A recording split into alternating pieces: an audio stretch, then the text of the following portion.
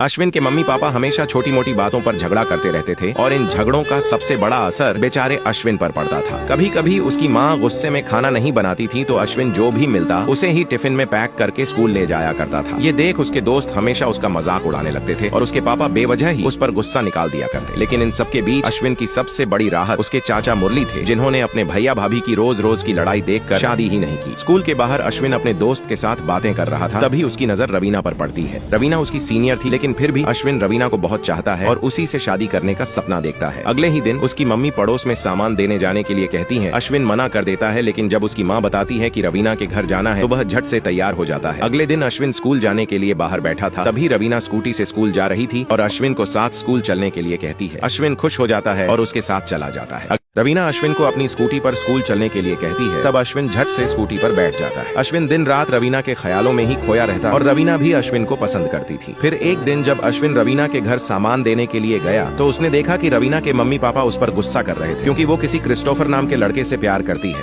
इसका मतलब ये कि वो अश्विन से प्यार नहीं करती। अश्विन पूरी तरह टूट जाता है और वहाँ से वापस आ जाता है। अगले दिन अश्विन रवीना से पूछता है कि ये क्रिस्टोफर कौन है और तुम तो मुझसे प्यार करती हो ना। तब रवीना अश्विन पर गुस्सा करती है और बोलती है कि मैं तुम्हारी सीनियर हूँ, मुझे दीदी कहकर बोला करो, और वहाँ से चली जाती है। दिल टूटने के बाद अश्विन अपने मम्मी पापा से कहकर वहाँ से दूसरी जगह शिफ्ट हो जाता है। अब काफी समय बीत जाता है। अश्विन अपने दोस्त की एंगेजमेंट पार्टी में आता है। वहाँ उसकी मुलाकात मीरा से होती है। मीरा अश्विन को पहली नजर में ही पसंद कर लेती है और अश्विन को भी मीरा पसंद थी, लेकिन मीरा अश्विन से 3 साल बड़ी थी। अब मीरा अश्विन को मिलने बुलाती क्योंकि उसके मामा उसको ज्यादा परेशान कर। वो ये बात अश्विन को बता ही रही थी, लेकिन अश्विन अपने दोस्त से बात करने में बिजी था। वो मीरा की बातों को अनसुना कर देता, जिससे मीरा को बहुत दुख होता है। रात को जब मूवी का शूट चल रहा था तभी उसके पापा वहाँ आ जाते हैं और सभी के सामने उसे एक थप्पड़ मार देते हैं। रात को जब अश्विन घर आता है तो उसके पापा उस पर गुस्सा करते हैं, क्योंकि अश्विन के पापा कुंडली पर बहुत विश्वास करते हैं और उसके हिसाब से वो अश्विन को अमेरिका जाकर जॉब करने के लिए कहते हैं। लेकिन अश्विन को अमेरिका जाना पसंद नहीं है, इसलिए उसके बाप उसे घर से निकाल देते हैं, जिससे वो अपने चाचा के घर आ जाता है। मीरा को जैसे ही अश्विन के बारे में पता चलता है वो उससे मिलने के लिए आती है, लेकिन अश्विन गुस्से में होने के कारण मीरा पर भी गुस्सा करता है, जिससे उसे अपने बचपन की याद आ जाती है, जब उसके मामा उसकी मम्मी और उस पर ऐसे ही गुस्सा किया करते थे। इसलिए वो वहाँ से नाराज होकर चली जाती है। अगले दिन मीरा के मामा उसको और उसकी माँ को घर से निकाल देते हैं। इसलिए मीरा मदद के लिए अश्विन को फोन लगाती है, लेकिन अश्विन आने से मना कर देता है। जब मीरा अश्विन से मिलती है और पूछती है कि तुम मेरे बुलाने पर क्यों नहीं आए, तुम्हें पता है मैं कितनी बड़ी मुसीबत में थी, मेरे मामा ने मुझे और माँ को घर से निकाल दिया। जिस पर अश्विन मीरा से सॉरी बोलता है और उसे समझाता है कि मैं अपने काम में बिजी था, इसलिए नहीं आ पाया। लेकिन मीरा नाराज हो जाती है, इसलिए अश्विन को गुस्सा आ जाता है